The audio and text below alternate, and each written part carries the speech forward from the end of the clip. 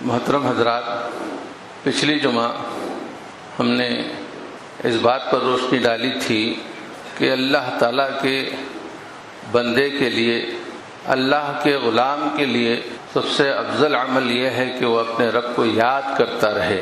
قرآن مجید میں بھی اللہ تبارک و تعالیٰ نے فرمایا ان الصلاۃ تنہی عن الفحشاء والمنکر ولذکر اللہ اکبر، نماز بے حیائیوں سے، برائیوں سے روکتی ہے، اور یہ نماز اللہ کا ذکر ہے، اور اللہ کا ذکر سب سے بڑا عمل ہے ایک بندے کے لیے۔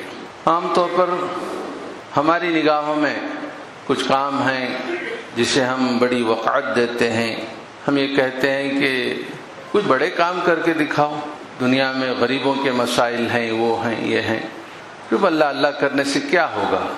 میرے پیارے بھائیوں، میں نے آپ سے پہلے بھی کہا ہے کہ اللہ تبارک و تعالیٰ کی یاد کے ساتھ تمام دوسری نیکیاں قابل قبول ہوتی ہیں، وقعت والی ہوتی ہیں۔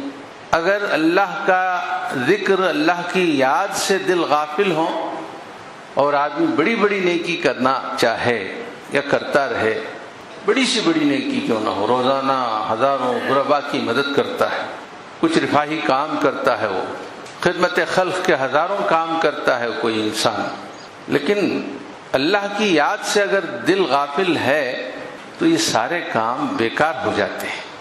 چونکہ اس نے کچھ نیکیاں کی ہیں، دنیا میں ضرور اس کا اجر ملتا ہے، آخرت میں ایسے کاموں کا کوئی اجر نہیں ہوتا بغیر نماز کے۔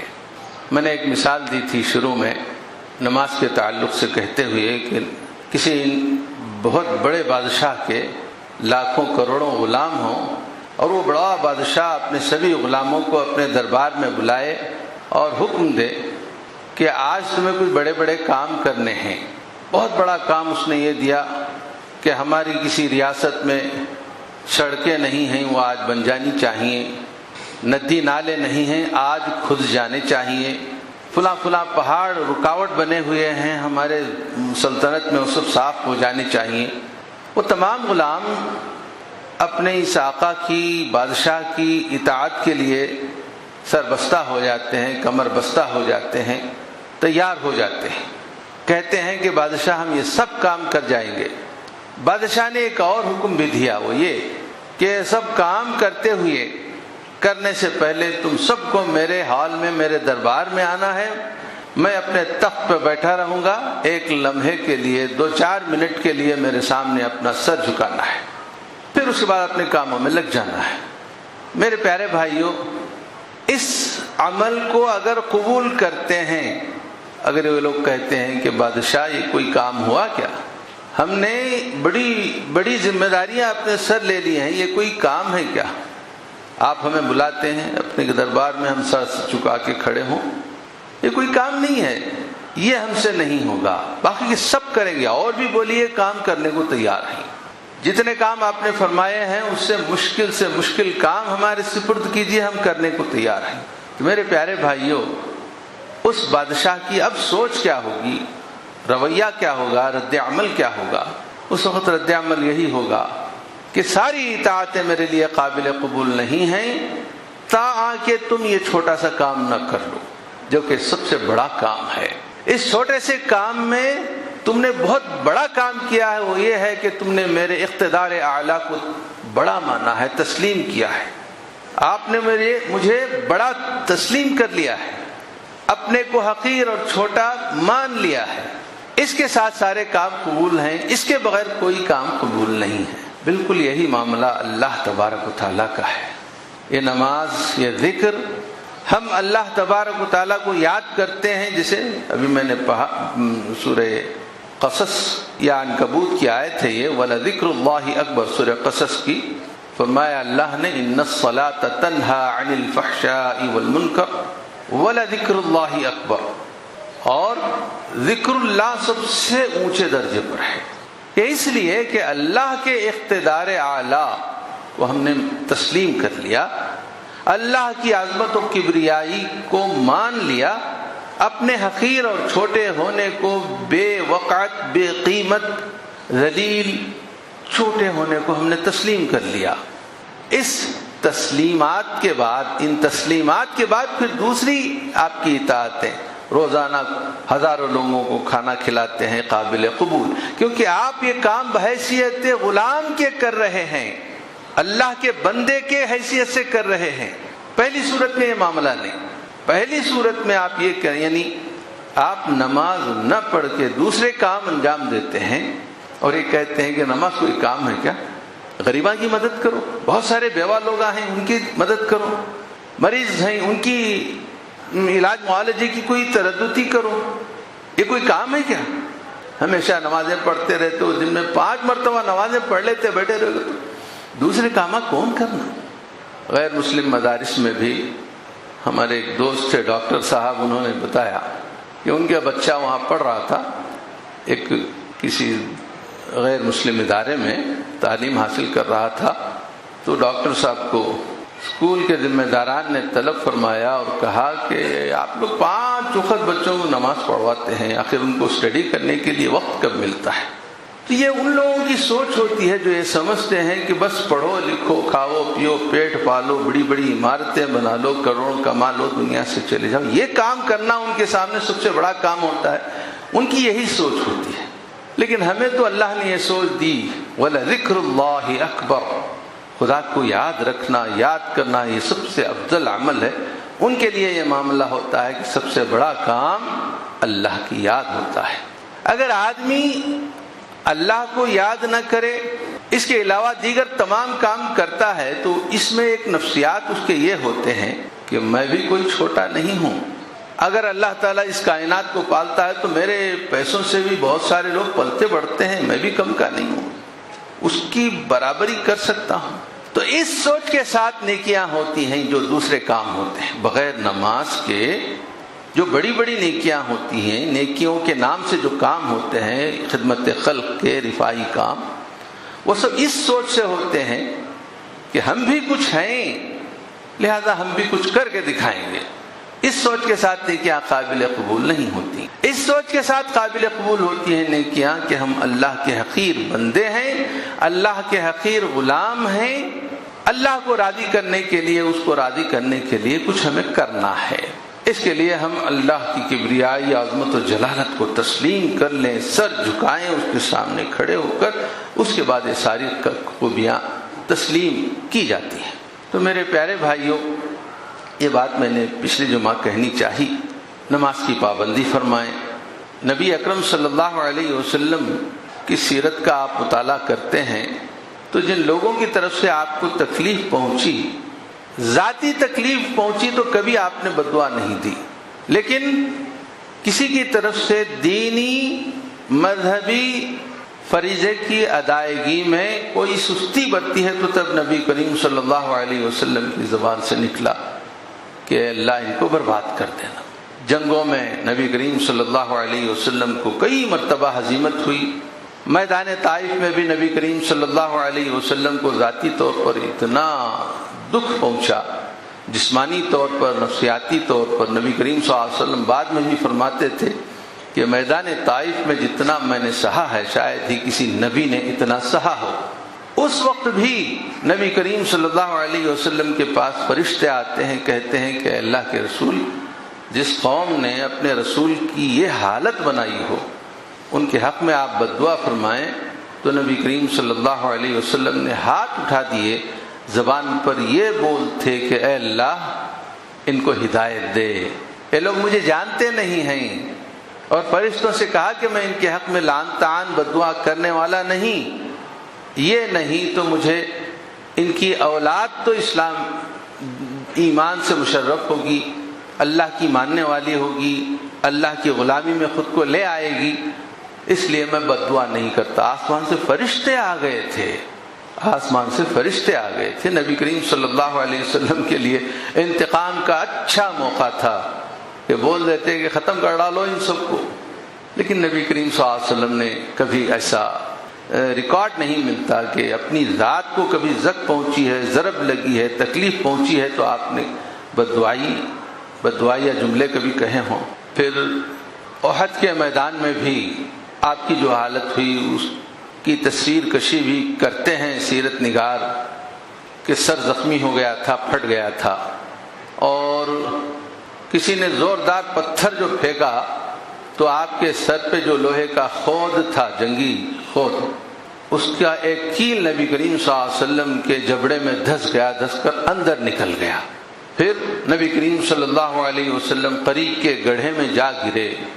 اس وقت بھی کسی نے کہا اے اللہ کے رسول ان کے حق میں بد دعا کر دیجیے آپ۔ ان حالات میں بھی کتنا توازن تھا، کتنا بیلنس تھا نبی کریم صلی اللہ علیہ وسلم کے جذبات میں۔ دیکھیے یہ وقت ایسا ہوتا ہے کہ فوراً آپ کی زبان سے بربادی اور ہلاکت کی دعا نکل جاتی ہے ان کے لیے، لیکن نبی کریم صلی اللہ علیہ وسلم نے اس وقت بھی اپنی حیثیت بھلائی نہیں، دعا کے لیے ہاتھ اٹھا دیے، کہا کہ اللہم اغفر لقومی، اے اللہ میرے ساتھ انہوں نے کیا ہے آپ انہیں معاف کر دیں، فإنہم لا يعلمون، وہ مجھے نہیں جانتے، جانتے ہوتے تو یہ ایسا نہ کرتے۔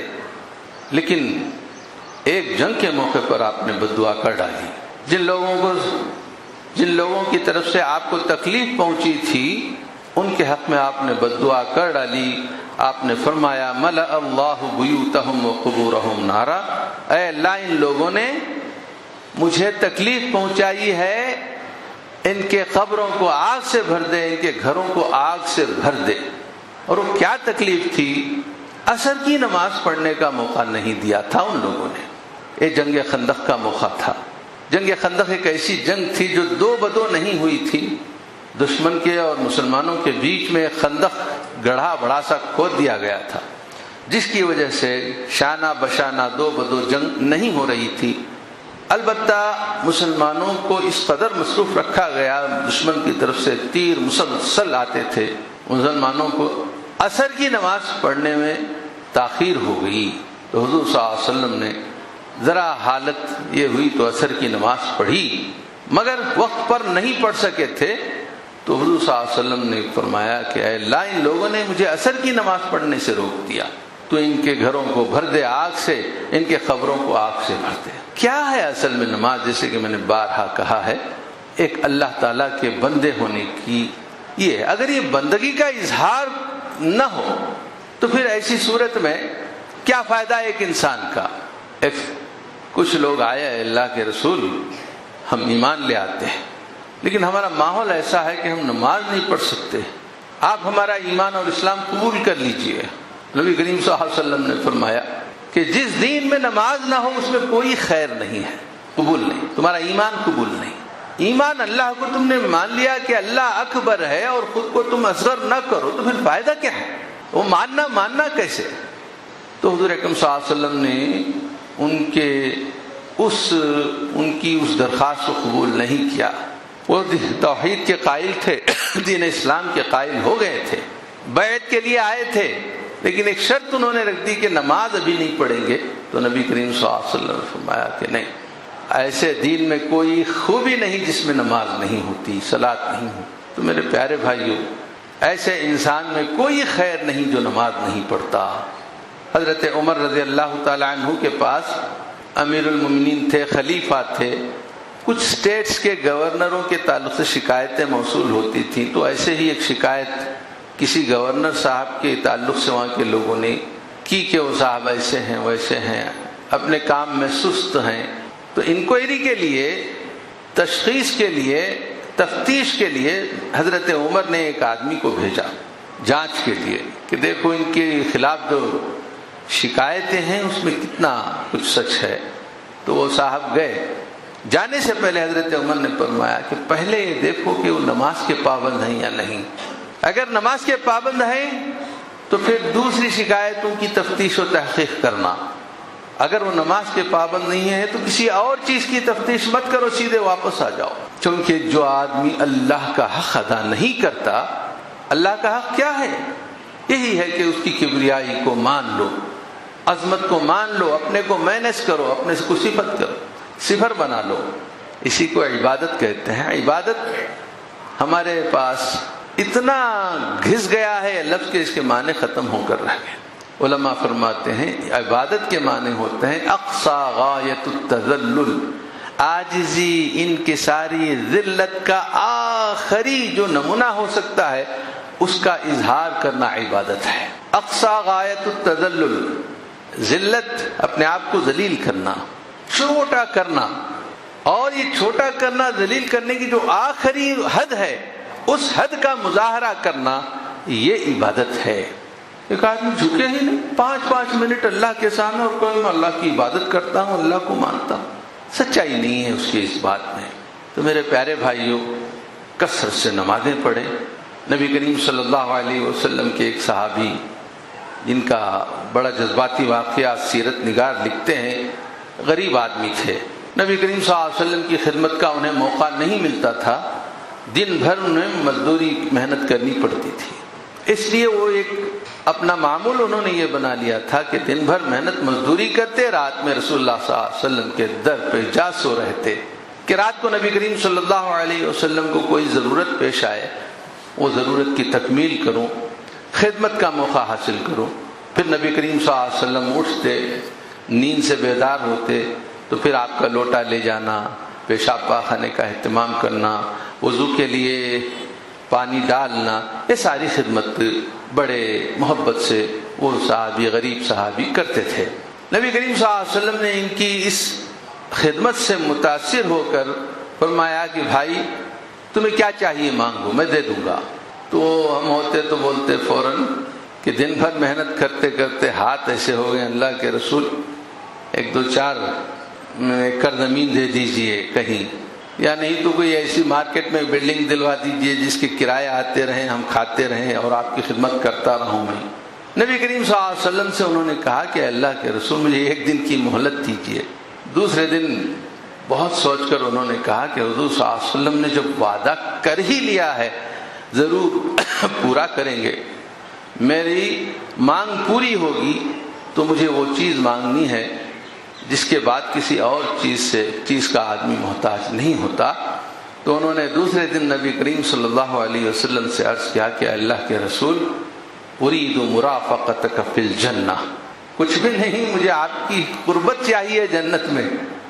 بہت بڑی چیز مانگ لی ہے بھائی تم نے، حضور صلی اللہ علیہ وسلم نے فرمایا۔ حضور اکرم صلی اللہ علیہ وسلم فکر مند بھی ہو گئے، وعدہ بھی کر دیا ہے حضور اکرم صلی اللہ علیہ وسلم نے کہ جو آپ مانگیں گے وہ دے دیں گے ہم۔ نبی کریم صلی اللہ علیہ وسلم یہ سمجھا کہ حکمران تھے اللہ کے نبی صلی اللہ علیہ وسلم، گورنمنٹ کی طرف سے کچھ مدد ان کی ہو جائے تاکہ وہ اچھی خوشحال زندگی گزار سکیں، مالی جو تنگی ہے وہ تنگی ان کی ختم ہو۔ لیکن انہوں نے کچھ اور ہی مانگا میں آپ کے ساتھ جنت میں رہنا چاہتا ہوں۔ تب نبی کریم صلی اللہ علیہ وسلم نے فرمایا کہ یہ بہت ہی زبردست مطالبہ ہے تمہارا، ٹھیک ہے تب تو تم میری مدد کرو۔ کس چیز سے؟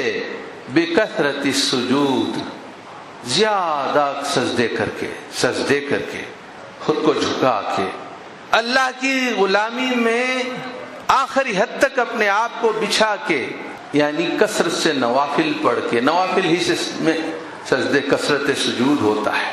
آدمی جب اللہ تبارک و تعالیٰ کے حضور اپنے آپ کو بچھاتا ہے تو یہ سب سے خوبصورت اللہ کو خوش کر دینے والا عمل ہوتا ہے۔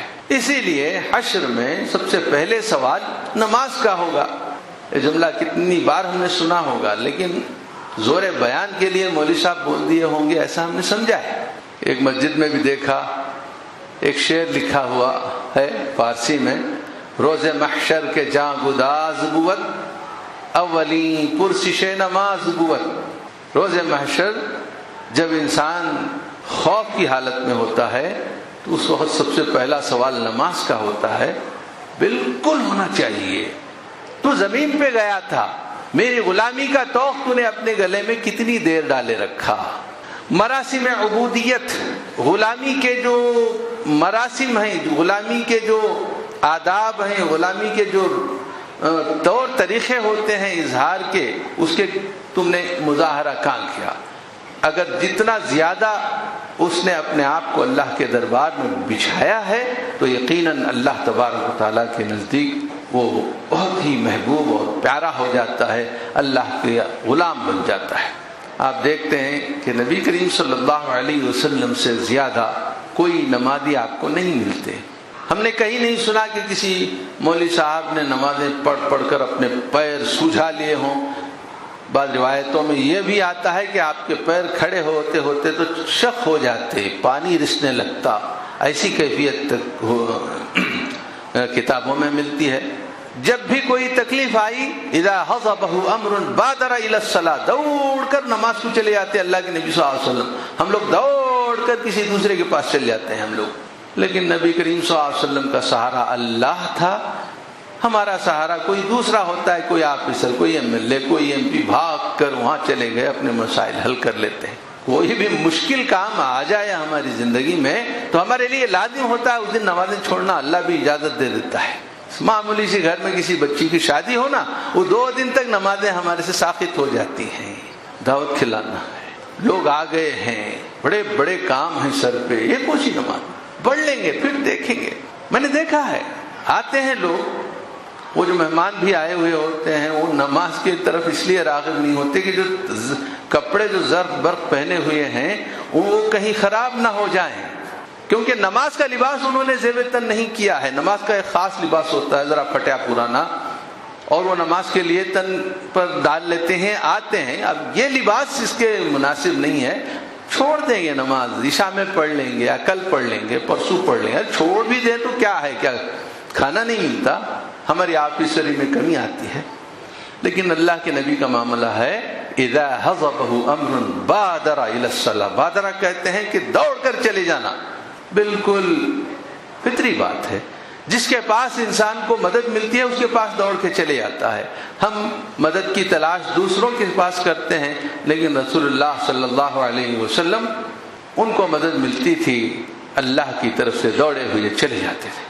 جنگ بدر کا موقع ہے، نبی کریم صلی اللہ علیہ وسلم نے اپنے آپ کو سجدے میں ڈال دیا ہے، دعا کر رہے ہیں، فرما رہے ہیں کہ اے اللہ ان تہلک هذه العصابہ لن تعبد، یہ مٹھی بھر چند لوگ تیرا کلمہ پڑھے ہوئے لوگ ہیں، اے اللہ اگر آج یہ ہلاک ہو جائیں گے نا کہ تیری عبادت کرنے والا کوئی اور نہیں رہے گا، ان کی مدد کر۔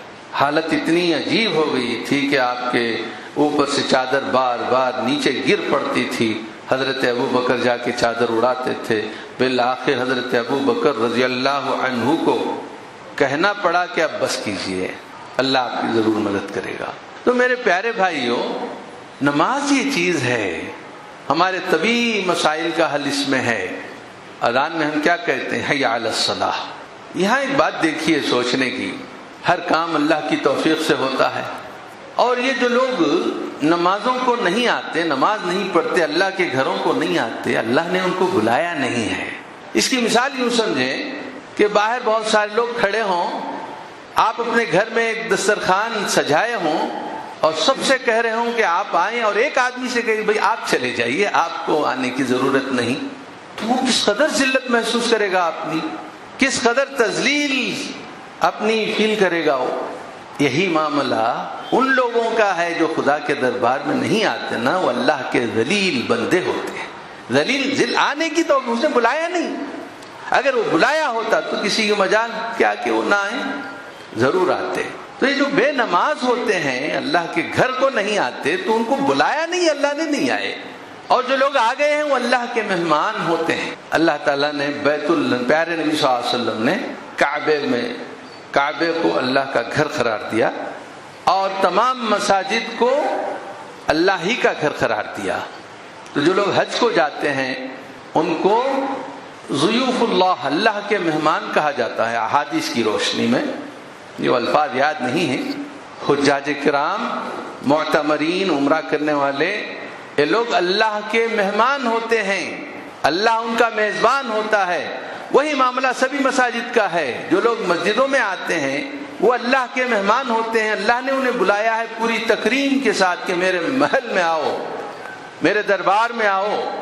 تمہیں ٹکٹ ملی ہے، ان لوگوں کو ٹکٹ نہیں دی گئی ہے، انہیں ہانک دیا گیا ہے ذلت کے ساتھ، لہذا ان لوگوں کو آنا نہیں چاہیے۔ آج امت مسلمہ کی حالت کیا ہے؟ 95% لوگ نماز نہیں پڑھتے، 90% لوگ نماز نہیں پڑھتے۔ تو گویا کہ 90% لوگ راندہ درگاہ ہیں، اللہ کی درگاہ سے راندہ ہانک دیے گئے ہیں، بھگا دیے گئے ہیں پوری ذلت کے ساتھ، انہیں بلایا نہیں گیا۔ انہیں بلایا جاتا تو ضرور آتے، انہیں توفیق ملتی تو ضرور آتے۔ پکارنے والا پکارتا ہے، حی علی الصلاح، حی علی الصلاح، آؤ نماز کو، آؤ نماز کو۔ حضور صلی اللہ علیہ وسلم کے زمانے میں ایک معمول تھا، کبھی بارش تیز ہو جاتی تو حضور اکرم صلی اللہ علیہ وسلم اعلان فرماتے، حی علی الصلاح چھوڑ کر دوسرے الفاظ بولو، اور بولو حی علی الصلاح کی جگہ اپنے صلو فی الرحال، اپنے اپنے گھروں میں نماز پڑھ لو، بارش تیز ہے۔ مؤذن سے کہتے کہ حی علی الصلاح مت بولو، ہاں بولتے ہیں۔ اس کا مطلب کیا ہے کہ گویا کہ حی علی الصلاح، آؤ نماز کو، کا مطلب یہ اللہ کی طرف سے انویٹیشن ہے، اللہ کی طرف سے دعوت نامہ ہے۔ اب بارش کی صورت میں ان کو یہاں نہیں بلایا جا رہا، تکلیف نہیں دینا چاہتا اللہ تبارک و تعالیٰ۔ اپنے اپنے بھیگ جاؤ گے، سردی لگے گی، بخار آ سکتا ہے، طبیعت بگڑے گی، میں اپنے بندوں کو کچھ بھی نقصان نہیں پہنچانا چاہتا۔ کھڑے ہو کر نہیں پڑھ سکتے تو بیٹھ کے پڑھ جاؤ، پانی سے وضو نہیں کر سکتے تو پانی ہرگز نہ لگانا اپنے جسم پر، تیمم کر لو۔ یہ تمہارے تعلق سے میرے احتیاطات ہیں، میرے بندوں کو کچھ نہیں ہونا۔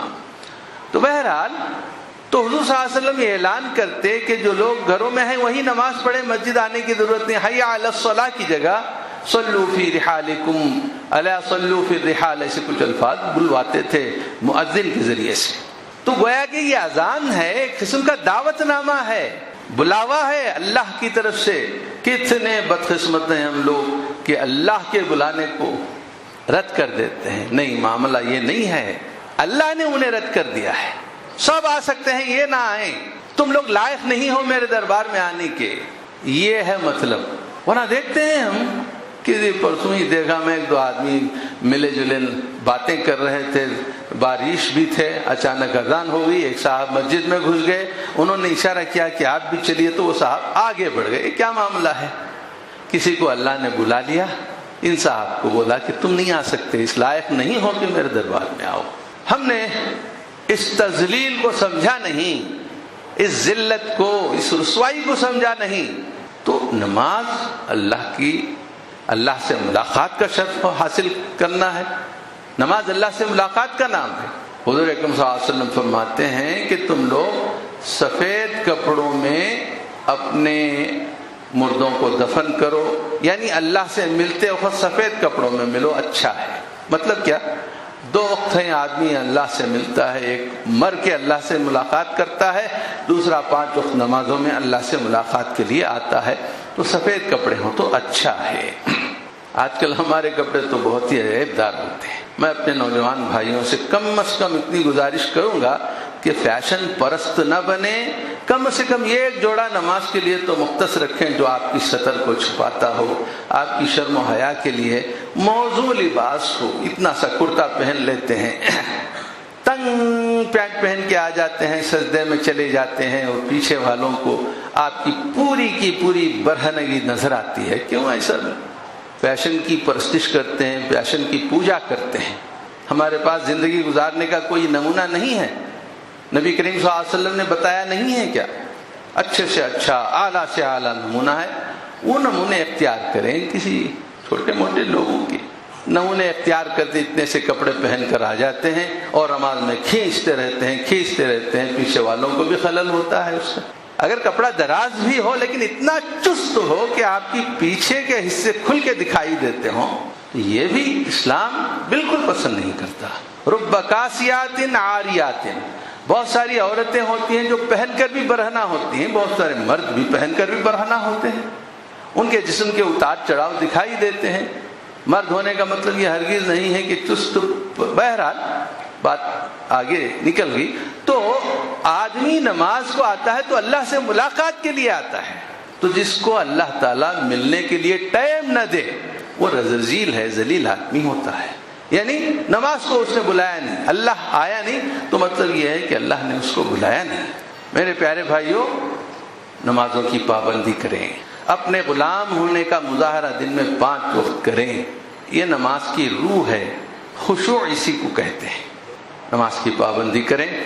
اگر کسی نے بہت ساری نمازیں اپنی زندگی میں ترک کر دی ہیں تو ان نمازوں کی ادائیگی لازم ہے۔